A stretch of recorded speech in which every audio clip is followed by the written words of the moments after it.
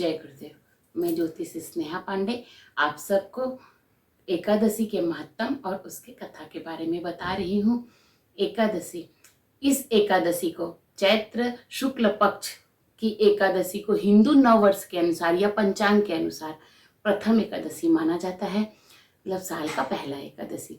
कथा के अनुसार प्राचीन काल में पुंडरीक नामक एक राजा था, जिनके राज्य में ललित और ललिता नाम के गंधर्व रहते थे। वे दोनों एक दूसरे से बहुत प्रेम करते थे।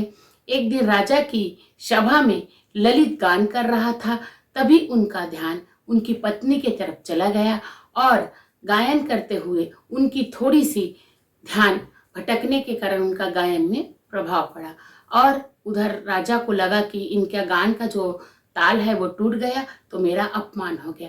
इस तरह से राजा पुंडरीक ने गंधर्व को श्राप दे दिया कि जाओ और तुम इसी क्षण भयानक राक्षस बन जाओ। और जब गंधर्व को राक्षस का श्राप मिला तत्काल ही उसने भयानक राक्षस के रूप में परिवर्तन हो गए। उसी समय उनकी पत्नी व्याकुल हुई और व्याकुल होकर के ऋषिमुख पर्वत पर चले गई। वहां उन्होंने श्रृंगी ऋषि से इसका उपाय पूछा। तब श्रृंगी ऋषि ने उनको बताया कि आप चैत्र शुक्ल पक्ष की एकादशी, कामदा नामक एकादशी है, उसका उपवास रहिए, व्रत करिए और अपने जो भी उपवास और व्रत का जो फल है उसको अपने पति के लिए संकल्प करिए। तब वो राक्षस योनि से पुनः गंधर्व योनि में प्राप्त होंगे। इस तरह से इसका कथा बताया जाता है। कहा जाता है कि इस दिन भगवान विष्णु की पूजा करने से कु योनि, नीच योनि से मुक्ति मिलती है और पितरों का भी आशीर्वाद प्रदान होता है। अब मैं आपको बता रही हूँ पारण के बारे में। तो पारण द्वादशी तिथि को सूर्य उदय के बाद हरिवासर समाप्त होने पर पारण करना चाहिए।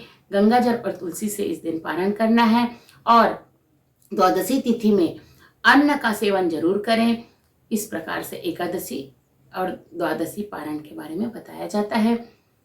एकादशी निराहारम स्थितवाहन परेहनि भोक्षयानि पुंडरीकाक्ष शरणामे भवाच्युता।